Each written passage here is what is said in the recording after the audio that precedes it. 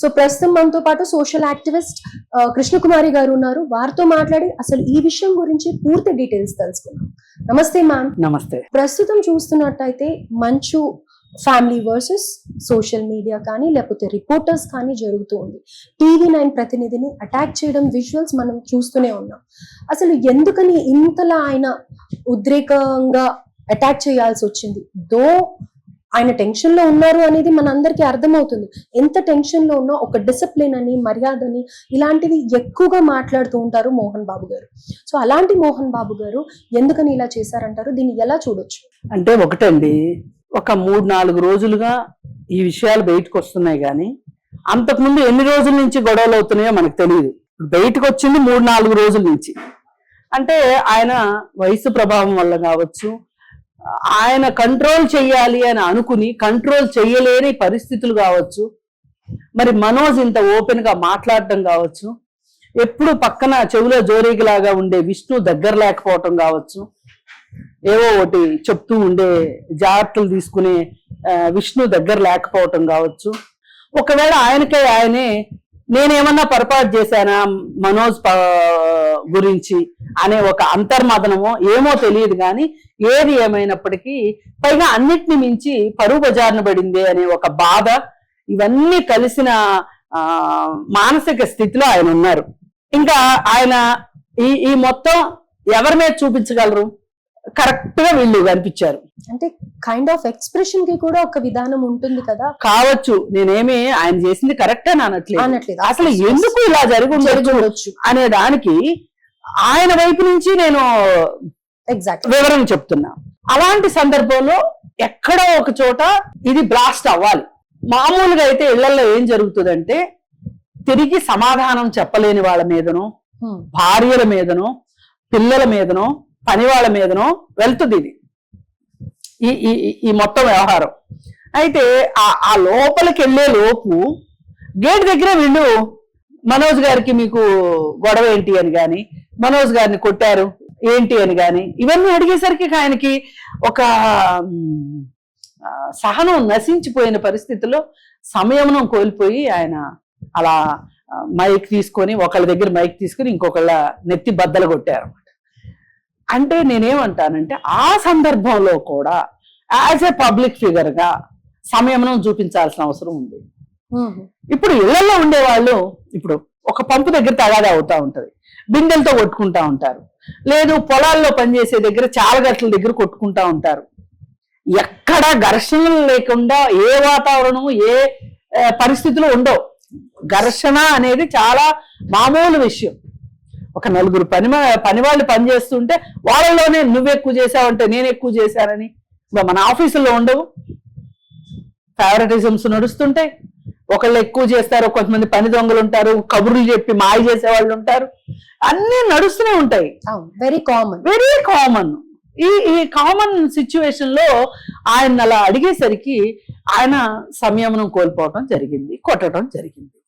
అయితే మరి అక్కడ పరిస్థితులు అలా ఉన్నాయి అని ఏమాత్రమైనా అంచనా వేసి, మనకి కూడా కుటుంబాలు ఉంటాయి, మన ఇళ్లలో కూడా గొడవలు జరుగుతూ ఉంటాయి, మన ఆఫీసుల్లో కూడా గొడవలు జరుగుతూ ఉంటాయి అనే ఒక చిన్న ఆలోచన కూడా చేయకుండా 3 రోజుల నుంచి వాళ్ళ ఇంటి దగ్గర ఈ మీడియా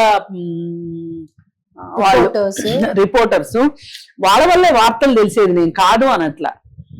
అక్కడికి వెళ్ళి కూర్చొని ప్రతి క్షణం రంధ్రాన్వేషణ చేస్తూ కంతల్లో నుంచి చూస్తూ ఎవరు వచ్చిపోతున్నా వాళ్ళని విజువల్స్ తీసి ఆ విజువల్స్ ప్రజలకు చూపిస్తూ, ఎందుకో నాకేమనిపిస్తుందంటే ఒక ఇంటి విషయాన్ని, ఇదేమీ సామాజిక అంశం కాదు, ఇదేమీ సమాజానికి పనికొచ్చే విషయం అంతకంటే కాదు, సమాజ శ్రేయస్సో దేశ శ్రేయస్సో విషయం కూడా కాదు, కేవలం పూర్తిగా వాళ్ళ కుటుంబ వ్యవహారం.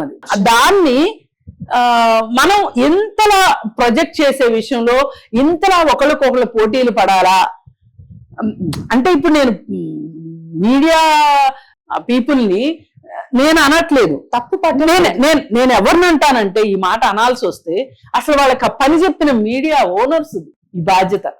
అసలు మీడియా ఓనర్ చెప్తేనే కదా వెళ్తారు. ఇప్పుడు ఒక లోగో మీకు ఎలా వస్తుందండి?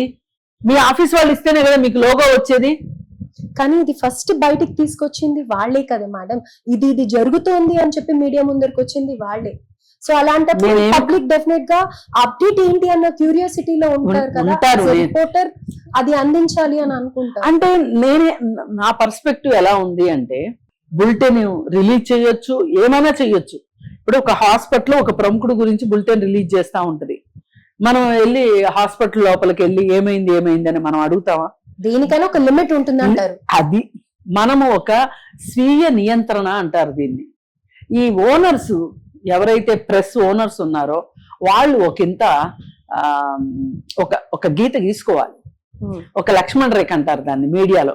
ఆ గీత దాటితే బాగోదు, ఆ గీత యువతలనే ఉంటే బాగుంటది.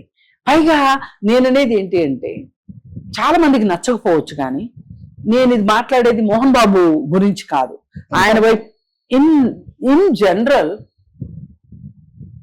ఒక ఫ్యాషన్ షో జరుగుతుంది, ఒక రైతుల ఉద్యమం జరుగుతుంది. ఈ రెండింటిని రిపోర్ట్ చేసే విషయంలో రిపోర్టర్స్ దేనికి ఆసక్తి చూపిస్తారు? ఆబ్వియస్లీ ఫ్యాషన్ షోకే చూపిస్తారు. కానీ ఈ ఫ్యాషన్ షో వల్ల లాభం ఎంత, సమాజానికి ఉపయోగం ఎంత, రైతుల ఉద్యమం వల్ల రైతుల బాధలు కష్టాలు వాటి వల్ల సమాజానికి ఏది అవసరం, ఈ రెండిట్లో ఏది అవసరం అంటే ఏం చెప్తాం? మనం నోటితో చెప్పాలి అంటే ఏం చేస్తామంటే రైతులే ఇంపార్టెంట్ అని చెప్తాం. చేతల్లో ఏం చూపిస్తాం? అందాల పోటీలే చూపిస్తాం, ఫ్యాషన్ షోలే చూపిస్తాం. అలా మన మీడియాకి ఒక ప్రాధాన్యత ఉంది. ప్రజల కోసం పనిచేసేది మీడియా అనేది. అవసరాలు వేరు, వినోదం వేరు.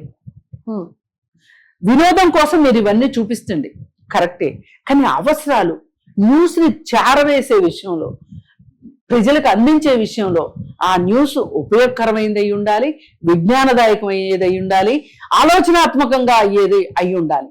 ఈ మూడు లేకుండా కేవలము గాసిప్స్, వినోదము మాత్రమే ఉంటే ఎవరు కొట్టుకుంటున్నారు, ఎవరు తిట్టుకుంటున్నారు, ఏమవుతుంది, ఎవరి పడగదిలో ఏం జరుగుతుంది, ఎవరు వంటగదిలో ఏం వండుతున్నారు, ఎవరి వార్డ్రోబ్ లో ఎన్ని చీరలు ఉన్నాయి, ఎవరి బెడ్రూమ్లు ఎలా ఉన్నాయి, ఇవి అవసరమా సమాజానికి?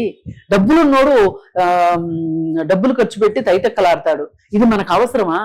ఇది మన రెస్పాన్సిబిలిటీ, ప్రెస్ రెస్పాన్సిబిలిటీ. న్యూస్ చేరవేసే విషయంలో తప్పే లేదు, న్యూస్ ఇవ్వాల్సిందే ఖచ్చితంగా. వాళ్ళు ఇవ్వకపోతే న్యూస్ ఎట్లా తెలుస్తుంది? అందులో ఏమీ డౌట్ లేదు. కానీ మనం కొంచెం సమయం మనం కూడా పాటించాలి అనేది ఒక పాయింట్.